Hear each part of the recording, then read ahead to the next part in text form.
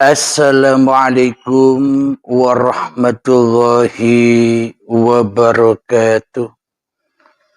Bismillahirrahmanirrahim.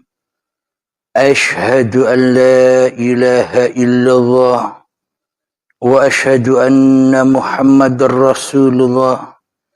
Allahumma salli ala sayyidina Muhammad wa ala ali sayyidina Muhammad. Rabbi syrah li sadri wa yassir li amri wahlul 'uqdatam min lisani yafqahu qawli. Amin. Bismillahirrahmanirrahim. Salam hormatku buat para sahabat-sahabatku tercinta, jamaah uripe Allah dimanapun Anda berada, baik yang ada di dalam ataupun yang ada di luar negeri. Semoga kita semua senantiasa di dalam lindungan Allah Subhanahu wa ta'ala. Amin ya rabbal alamin. Mana mungkin Allah dikubur? Mana mungkin Allah mati? Mana mungkin Allah tewas? Kita bongkar di kajian kali ini. Alhamdulillahirabbil alamin. Selama ini seolah-olah saja kita beragama dan seolah-olah saja kita bertuhan di sisi manusia kita, menurut diri kita, sesuai hawa nafsu kita, seolah-olah kita sudah bertuhan, seolah-olah kita sudah memeluk suatu agama, yakni Islam. Akan tetapi, cobalah tengok di dalam hati kita. Di dalam hati kita sudahkah ada Tuhan? Di dalam hati kita sudahkah ada Sang Pencipta diri kita? Di dalam hati kita sudahkah ada Tuhan yang menghidupi kita? Di dalam hati kita sudahkah ada Tuhan yang menciptakan kita? Di dalam hati kita sudahkah ada Tuhan yang menguasai kita di setiap apapun yang kita gerak dan kerjakan? Coba kita sisir hati kita. Sudahkah ada Tuhan di dalam hati kita? Bila kita selama ini sudah menyangka bahwa diri kita sudah bertuhan, mari kita cek hati kita. Oh, ternyata di dalam hati kita yang ada hanya kuburan-kuburan Tuhan saja. Bekas-bekas kekuasaan Tuhan saja yang ada di dalam hati kita. Kenapa? Karena di dalam hati kita sudah menyerupai Tuhan. Kita sudah jadi Tuhan tapi tidak terasa. Bagaimana mungkin kita tidak menjadi Tuhan yang wujud, yang hidup, yang berkuasa di dalam hati kita hanyalah ciptaan. Yang wujud, yang hidup, yang berkuasa di dalam hati kita hanyalah makhluk tanpa Tuhan. Yakni tak bertuhan. Kenapa? Karena diri kita sendirilah yang selama ini telah ngaku-ngaku jadi Tuhan tanpa pernah kita sadari di dalam kehidupan ini. Jadi seolah-olah saja bertuhan, jadi seolah-olah saja beragama, jadi seolah-olah saja sholat, jadi seolah-olah saja ibadah, jadi seolah-olah saja berbuat baik. Tapi semuanya itu di dalam serba tipuan hawa nafsu kita sendiri yang selama ini telah mensekutukan Tuhan yang menciptakan diri kita di hati kita. Itulah fenomena yang selama ini belum kita ketahui. Karena harta-harta iman kita sudah terpendam jauh di dalam lubuk hati kita. Marilah kita gali lagi. Marilah kita cari lagi harta-harta yang terpendam yang selama ini belum kita dapatkan. Harta apa? Harta iman kepada Tuhan. Seperti dulu ketika kita belum ada di dunia ini. Selama ini kita hanya terfokus ketika kita sudah ada di dunia. Maka dari itu selama ini kita tak bertuhan. Tuhan dikubur di dalam kuasa manusia kita. Tuhan dikubur di dalam kehendak manusia kita.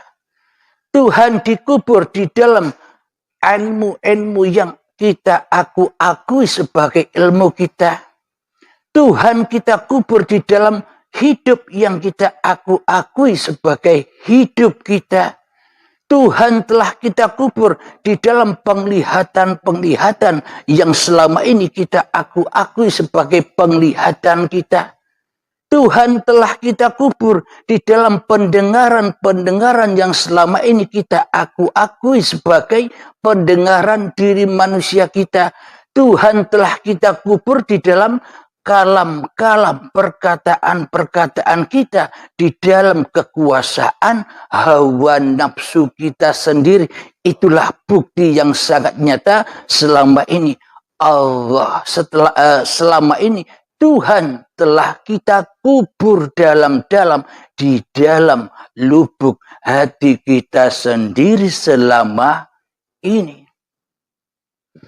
Alhamdulillahirabbil alamin. Semoga dengan paparan-paparan di uripe Allah ini, semoga kita, terkhususnya saya, akan menyadari atas kelalaian, kezaliman kita sendiri selama ini. Alhamdulillahirabbil alamin. Jadi apa maknanya kuburan Tuhan yang selama ini kita kubur di dalam hawa nafsu kita? Yang mana kekuasaan Tuhan, kewujudan Tuhan, kehidupan Tuhan tidak nampak lagi bagi kita selama ini. Kenapa? Karena yang ada, karena yang wujud, karena yang hidup, karena yang berkuasa di dalam hati kita ini sudah bukan Tuhan lagi, akan tetapi hawa nafsu, iblis dan setan kitalah yang selama ini jadi Tuhan di dalam hati kita, yang mana selalu mensekutukan Tuhan dengan diri kita sendiri selama ini. Coba kita hayati di dalam hati kita. Sebenarnya kita ini makhluk apa Sang Kholik sih? Bila kita menyadari bahwa kita ini makhluk, tentunya ada Sang Kholik yang menguasai makhluk. Akan tetapi di dalam jiwa kita, di dalam nyawa kita, di dalam hati kita, di dalam kehidupan kita selama ini, seolah-olah tak ada Tuhan selain diri kita sendiri selama ini. Alhamdulillahirabbil alamin. Inilah bukti-bukti yang akurat, bukti-bukti yang sangat amat nyata bahwa selama ini kita telah lama mengubur Tuhan di dalam diri manusia kita, mengubur Tuhan di dalam nyawa kita, mengubur Tuhan di dalam jiwa kita, mengubur Tuhan di dalam hati kita, mengubur Tuhan di dalam roh kita, mengubur Tuhan di dalam kehidupan kita selama ini. Inilah tanda bukti bahwa selama ini kita lebih bangkit, kita lebih nyata, kita lebih ada, kita lebih hidup daripada Tuhan itu sendiri. Berarti yang jadi Tuhan selama ini siapa? Kita apa Allah? Inilah bukti bahwa selama ini kita mentuhankan diri kita di hati kita, tapi selama ini kita tidak menyadarinya. Alhamdulillahirabbil alamin. Apa bukti bahwa selama ini kita telah mengubur dalam-dalam Allah, mengubur dalam-dalam Tuhan di dalam hawa nafsu kita? Ada ayat al-insanu sirri wa ana sirruhu, kata Allah. Jadi manusia itu adalah sebuah rahasia dan akulah, kata Allah, yang merahasiai manusia itu sendiri. Akan tetapi rahasia yang terrahasia selama ini terpendam di setiap hati manusia. Kenapa? Karena manusianya sudah menjadi Tuhan sendiri di dalam hatinya. Tanpa ada Tuhan yang mentuhani manusia, hawa nafsu mengambil alih kekuasaan Tuhan menjadi kekuasaan diri manusianya di hatinya. Alhamdulillahirabbil alamin. Inilah tanda bukti bahwa kita selama ini belum memeluk suatu agama, apalagi bertuhan. Karena di dalam hati kita tak ada Tuhan, bagaimana mungkin kita dikatakan bertuhan?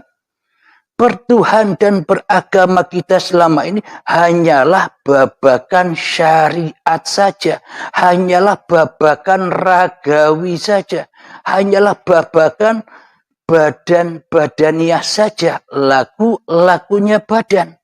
Akan tetapi jiwa kita, nyawa kita, hati kita, roh kita, hidup kita selama ini tak pernah bertuhan kecuali mentuhankan diri kita sendiri di hati kita. Jadi beragama dan bertuhan itu bukan babakan raga, bukan babakan syariat, bukan babakan badan. Akan tetapi Allah hanya memandang gumpalan di dalam hatimu. Bila di dalam hatimu kotor, yakni tiadanya Tuhan bagimu di hatimu, yang ada hanyalah dirimu, maka seluruh amalmu pun juga kotor. Apapun yang kau lakukan, sholatmu kotor, ibadahmu kotor, semua apa yang kau aktivitaskan semuanya serba kotor di lembah dosa. Kenapa?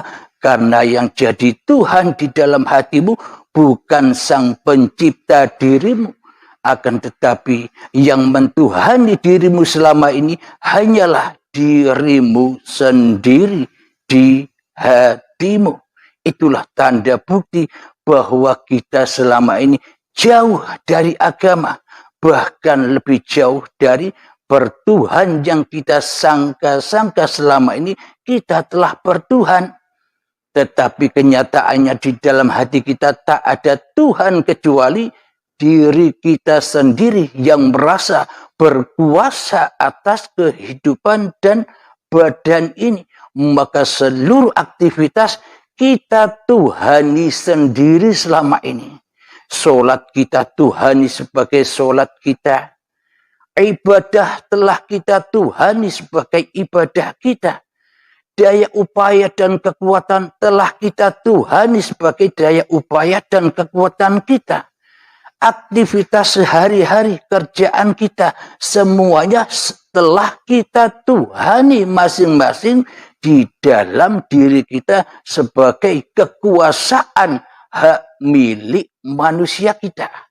Itulah tanda bukti bahwa kita selama ini masih ateis, tak bertuhan. Apa bedanya kita dengan Fir'aun selama ini Yang ada di dalam hati Fir'aun hanyalah Fir'aunnya sendiri sebagai Tuhan yang mentuhani semua apapun yang Fir'aun lakukan. Jadi bagaimana yang dikatakan bertuhan itu? Yang dikatakan bertuhan itu seperti apa yang diabadikan di dalam Al-Quran ketika Nabi Muhammad dibilangin oleh Allah, Muhammad, bukan kamu yang lempar itu. Muhammad, bukan kamu yang memanah itu. Tapi akulah yang melempar dan yang memanah itu. Berarti di dalam hati Kanjeng Nabi Muhammad itu yang ada Allah apa Muhammadnya. Bila Muhammadnya tak bisa apa-apa, melempar saja tak bisa. Bila Muhammadnya tak bisa apa-apa, memanah saja tak bisa. Berarti pekerjaan melempar, memanah itu pekerjaan siapa? Itulah yang dimaksud bertuhan.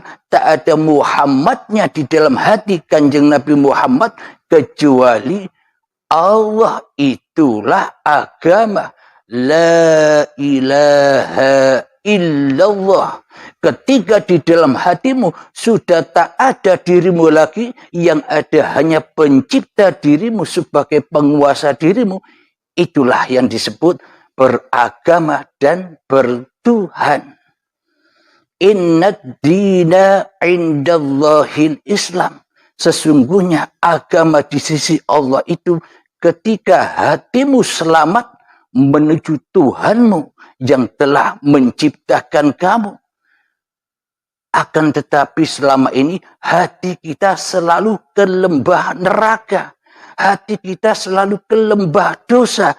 Kepada siapa kita berpulang di dalam setiap aktivitas yang kita lakukan? Kepada siapa kita berpulang di dalam kehidupan ini?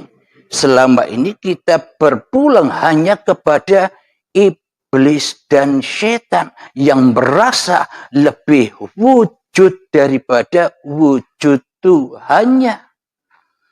Jadi selama ini kita menyangka, merasa kitalah yang lebih wujud daripada Tuhan. Tuhannya goib, Tuhannya tiada, Tuhannya mati, Tuhannya tak punya kuasa. Itulah bukti yang nyata selama ini bahwa kita selama ini mengubur Tuhan di hati kita. Mengubur kekuasaan Tuhan di hati kita. Mengubur kewujudan Tuhan di hati kita. Itulah bukti-bukti yang sangat amat nyata bahwa kita selama ini masih tersesat pulang kepada Sang Pencipta. Tapi kita selama ini mengharap-harap mati dengan husnul khotimah. Sementara hati kita masih kafir. Apakah mungkin kita mati husnul khotimah sementara di hati kita tak ada Tuhannya kecuali diri kita sendiri? Itulah bukti bahwa kita selama ini masih kufur terhadap Tuhan yang menciptakan kita. Jadi iman kita, akidah kita belum jauh sesuai dengan Nabi Muhammad sallallahu alaihi wasallam. Jauh. Nabi Muhammad Islam. Akan tetapi kita masih kafir. Kenapa? Karena yang jadi Tuhan di dalam hati kita bukan Allah. Salah Tuhan. Beda Tuhan. Tuhannya Kanjeng Nabi Muhammad dengan Tuhan kita selama ini beda. Apa buktinya? Di dalam hati kita bukan Allah yang melempar, tapi hawa nafsu kita yang merasa berkuasa melempar. Allahnya tidak bisakan apa-apa. Ketika kita berjalan, seolah-olah diri kita yang berkuasa berjalan. Allahnya pincang, tak bisa apa-apa. Ketika kita sholat, seolah-olah kita yang bisa sholat. Allahnya tidak bisa apa-apa. Ketika kita ibadah, kita yang merasa bisa ibadah. Allahnya tak bisa apa-apa. Bila Allah tak bisa apa-apa, buat apa kita sembah? Percuma. Kita lebih baik nyembah iblis dan setan yang merasa bisa apa-apa di dalam hati kita, ketimbang menyembah Allah yang tak bisa apa-apa. Wujudnya saja tidak ada, apalagi bisa apa-apa. Itu kan yang ada di hati kita selama ini. Tapi kita tidak menyadari semua itu. Kenapa? Karena kita selama ini sudah ada di lingkaran. Jadi perbudakan iblis dan setan di dalamnya. Meskipun kita kelihatannya sholat, tapi ketika sudah di masjid, Allahu Akbar, bukan Allah yang kita maha besarkan, tapi iblis dan setan yang telah kita maha besarkan. Apa buktinya? Ketika takbiratul ihram, jiwa kita diculik oleh iblis. Badannya di masjid, jiwanya mestinya berjumpa Allah, tapi berjumpa iblis, yakni dibawalah jiwa kita keliling-keliling dunia. Ditunjukkanlah bisnis-bisnis kita. Kita dibawa ke pasar, jiwa kita dibawa ke toko, jiwa kita dibawa berbisnis oleh iblis dan setan. Jiwa kita tersesat jauh dari Allah. Terus apakah dikatakan sholat jiwa yang demikian? Meskipun badannya sholat, tapi jiwanya jauh dan menjauh dari yang menciptakannya. Berarti casingnya saja Islam, casingnya saja sholat, tapi hatinya ingkar kepada Tuhannya. Alhamdulillahirabbil alamin. Kenapa itu semua terjadi? Karena kita belum masuk agama Islam secara hati. Jadi hati kita gampang diombang-ambingkan, gampang disesat-sesatkan oleh iblis dan setan. Yang mana iblis dan setan sudah berjanji akan menyesatkan anak cucunya Adam. Untuk apa mereka disesatkan? Agar bersama-sama iblis di dalam nerakanya Allah. Di mana nerakanya Allah? Ya hawa nafsu itulah yang panas membara urusan dunia, persaingan dunia. Kadang ada duka, ada kebencian, ada merasa tinggi, kebanggaan, kemuliaan. Ya itulah api-api neraka yang tak berasap. Itulah neraka Allah yang berbahan bakar badan manusia dan hati yang keras, melebihi kerasnya batu. Jadi ketika badan dan hidup ini masih dikuasai oleh manusianya, itulah lembah neraka itu. Alhamdulillahirabbil alamin. Bagaimana cara kita untuk mentas dari neraka? Bagaimana kita agar hijrah dari kegelapan ini menuju ke alam terang benderang? Bagaimana caranya kita hijrah dari kerusakan-kerusakan hati ini, alam fana ini kepada alam baka? Tapi kebanyakan kita selama ini, ketika kita mendengar alam baka, alam kematian, kita takutnya minta ampun. Kenapa? Karena kita di dalam dunia ini ingin jadi Tuhan terus-menerus daripada menjadi hamba. Di dunia ini kita ingin menjadi penguasa terus daripada yang dikuasai. Di dunia ini kita ingin menjadi sang kholik terus di dalam hati kita daripada menjadi makhluk. Kita tidak mau bila kita dibilangin bahwa manusia itu bukan apa-apa dan bukan siapa-siapa. Akan tetapi kita telah menuduh bahwa Allah itu tidak seperti apa-apa dan tidak seperti siapa-siapa. Bila Allah tidak seperti apa-apa dan tidak seperti siapa-siapa, lalu sampai kapan kita jadi Allah? di dalam hati kita yang merasa bisa apa-apa dan yang merasa bisa beraktivitas apa-apa. Jadi selamanya kita buta akan Allah. Bila kita buta akan Allah, bagaimana mungkin kita bisa ibadah? Bagaimana mungkin kita bisa sholat? Ibadah dan sholat kita pasti kita tujukan kepada iblis dan setan daripada kepada Allah. Syariatnya kelihatannya seolah-olah kepada Allah. Tapi cek hati kita. Di dalam hati kita, kita kembalinya kepada Allah apa kepada hawa nafsu. Itu yang bisa menilai apa yang kita lakukan. Ternyata yang kita tuhankan selama ini, Allah Subhanahu wa ta'ala telah kita kubur dalam-dalam di dalam hawa nafsu kita sendiri. Yang muncul iblis dan setannya daripada Allah di dalam setiap aktivitas kehidupan kita. Marilah kita sadari, wahai sahabat. Marilah kita berlatih 3 menit saja. Kita masuk ke dalam diri kita. Kita berbenah di dalam diri kita. Pasrahkanlah bahwa hidup ini bukan hidup kita. Pasrahkanlah bahwa badan ini bukan badan kita. Dan pasrahkanlah seluruh apapun yang kita kerjakan bukan kerjaan kita. Apa buktinya? Inna sholati wa nusuki wa mahyaya wa mamati lillahi rabbil alamin.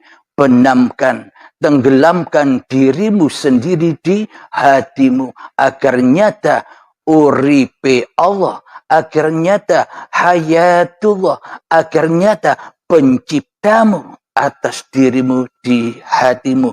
3 menit saja, mulai, silakan.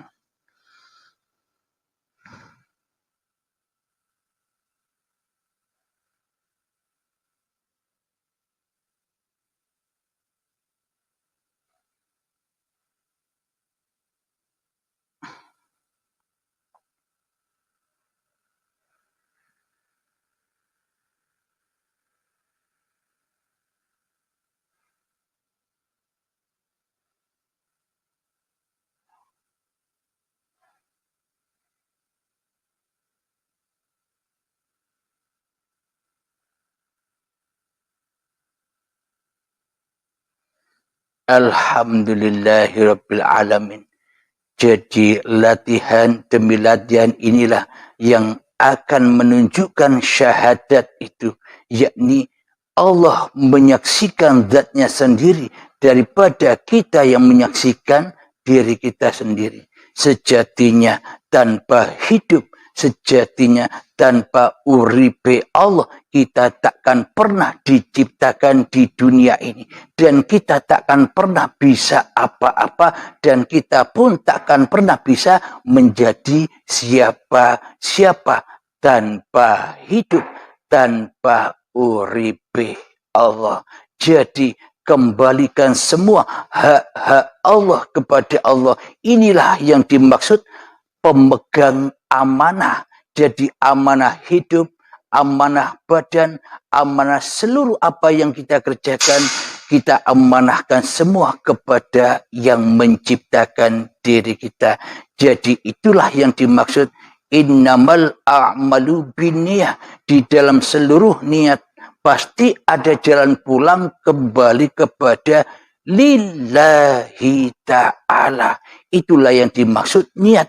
Agar apa? Agar kita tidak menjadi Tuhan di dalam hati kita.